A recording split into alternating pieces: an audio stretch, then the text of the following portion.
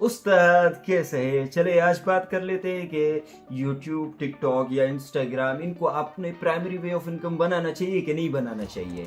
इसमें मैं अपना पॉइंट ऑफ व्यू रखूँगा कि भाई मेरा क्या पॉइंट ऑफ व्यू है कि आपको बनाना चाहिए कि नहीं बनाना चाहिए। चलिए इस हिसाब से जो है ना वीडियो को शुरू करते हैं।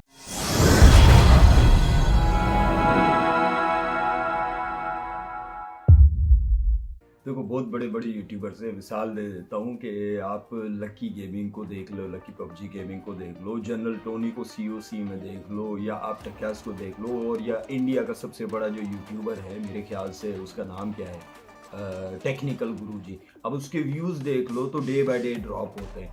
तो आप शुरुआत में तो बहुत ज़्यादा इम्प्रूव कर रहे हो, तो आपकी मतलब बड़ी ऑडियंस बन रही होती है, मगर एक वक्त ऐसा आ जाता है कि जब आपकी ऑडियंस जो है ना बोर हो जाती है आपके कंटेंट से, एक ही तरह के, मतलब आप इवॉल्व भी करना चाहते हो फिर भी वो आपको नहीं देखना चाहते। तो इसका मकसद क्या होता है कि आपके व्यूज़ ड्रॉप होने लगते हैं, रेवेन्यू ड्रॉप होने लगता है, तो एक सैचुरेशन पॉइंट आ जाता है। उसके बाद आप लोग जो है वो चीज़ नहीं कर पाते हो, उसको मेंटेन नहीं कर पाते हो।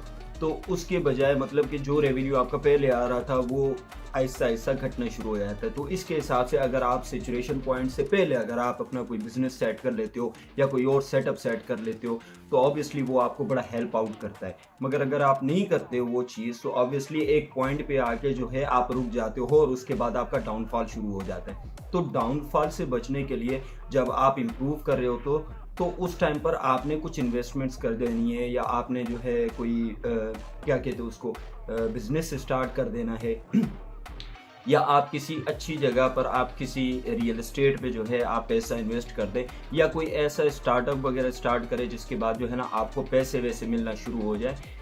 तो ये है कि आप अपने आप को सिक्योर कर रहे होते हो, क्योंकि ये जो चीज़ है इसको आप परमानेंट लेके नहीं चलो। ये आपको प्राइमरी वे ऑफ इनकम नहीं होनी चाहिए, आपकी सेकेंडरी वे ऑफ इनकम होनी चाहिए। जिस तरह आपके स्टॉक्स होते हैं, एफडी होती है, या आप मतलब किसी जगह पर आप इन्वेस्ट कर देते हो कि 4-5 साल के बाद मुझे ज़्यादा पैसे मिल जाएंगे उससे, तो ये आपकी सेकेंडरी वे ऑफ इनकम है।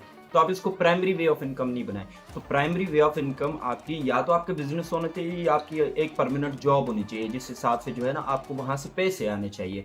अगर आप इसको सेकेंडरी वे ऑफ इनकम करते हो तो बहुत ज़बरदस्त है, मगर इसको प्राइमरी वे ऑफ इनकम, मैंने बहुत सारे बंदों को देखा है कि यार वो यूट्यूब पे आना चाह रहे होते हैं और वो क्या करते हैं कि भाईजान सारा का सारा टाइम यूट्यूब पे ही डाल देते हैं वीडियोस, फिर वो जब सक्सेस नहीं मिलती है तो मतलब कि वो डिप्रेशन में चले जाते हैं। और कुछ ऐसे बंदे होते हैं कि भाई वो अपना सारा टाइम इस चीज़ में दे देते हैं, अपनी जो डिग्री वगैरह की हो उसको प्रैक्टिस में नहीं लाते हैं।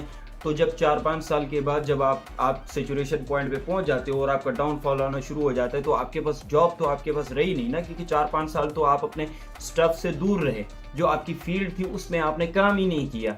तो 4-5 सालों में जो इम्प्रूवमेंट आ गई उस चीज़ में, जो प्रैक्टिस में आपसे आपके साथ जो बंदे थे वो तो बहुत ही ज़्यादा आगे चले गए उस फील्ड के अंदर। तो आप दोबारा से अगर उसमें इन होगे तो आपको ज़ीरो से शुरू करना पड़ेगा, वो सारी चीज़ें दोबारा से पढ़नी पड़ेगी, क्योंकि 4-5 सालों के अंदर आपने जो भी पढ़ा था वो सारे भूल गए हैं।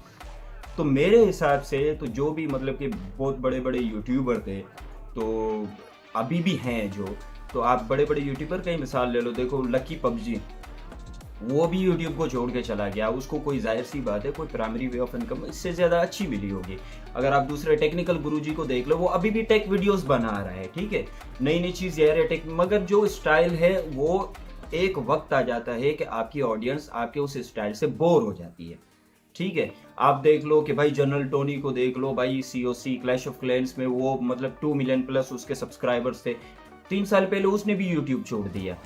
तो इसको as a secondary way of income लेके चलो, ठीक है। और बाकी जो टिकटॉक वगैरह है भाई, आपने टाइम पास के लिए बनाना है तो वो ठीक है, मगर आपने अगर उसको प्राइमरी वे ऑफ इनकम बनाना है तो वो बड़ी गलत चीज़ है, क्योंकि टिकटॉक पे तो हर दूसरे दिन कोई ना कोई बैन लग रहा होता है, ठीक है। और इंस्टाग्राम वो तो आपको पैसे पे करता नहीं है, आप वहाँ से मतलब कि आप उसको एज अ फन यूज़ कर सकते हो। आप एज ए इन्फ्लुएंसर अगर बन जाते हो, आप स्पॉन्सरशिप लेना शुरू कर देते हो ना, तो आप उसको एज ए स्पॉन्सरशिप लेने के लिए आप उसको यूज़ कर सकते हो। तो ये जितने भी ऑनलाइन प्लेटफॉर्म्स हैं उनको प्राइमरी वे ऑफ इनकम नहीं बनाएं।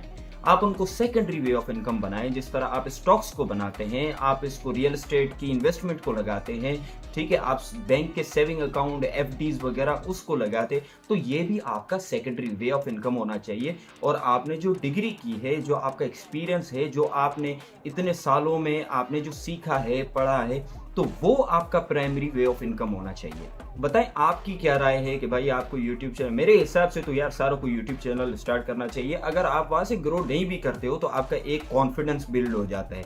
तो आपने बात कैसे करनी है, आप जब बात करते हो तो आप अगले बंदे को इंप्रेस कैसे करते हो, ठीक है।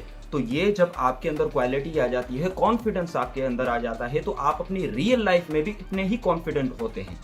तो आप भाई मोबाइल खोलो, वीडियो बनाओ, अपलोड कर दो, कोई कुछ नहीं कह रहा। आप किसी भी फील्ड पे हो, किसी मतलब आप एक फील्ड से ताल्लुक रखते हो, आप दूसरी फील्ड का वीडियो बना दो, अगर आपको उसमें ग्रिप है तो इसमें कोई बड़ी बात नहीं है। इससे ये है कि आपका कॉन्फिडेंस गेन होगा, और जब आपका कॉन्फिडेंस गेन होगा तो ऑब्वियसली आप जो अपनी पर्टिकुलर फील्ड में है उसमें भी आप कॉन्फिडेंट ही नजर आएंगे लोगों को, जिसका आपको ज्यादा बेनिफिट होगा आपके प्रैक्टिकल लाइफ के अंदर। अपने कॉन्फिडेंस को इंप्रूव करने के लिए आपको यूट्यूब को ज्वाइन करना चाहिए, या ऐसे ही किसी भी प्लेटफॉर्म के अंदर आपने वीडियोस बना देनी चाहिए और अपलोड कर देनी चाहिए। इससे यह है कि आपकी प्रैक्टिस भी होती रहेगी, आपका कॉन्फिडेंस भी गेन होता रहेगा। दैट्स ऑल फॉर टुडे, और मैं आपको अगले वीडियो में देखूंगा। सी यू, बाय बाय।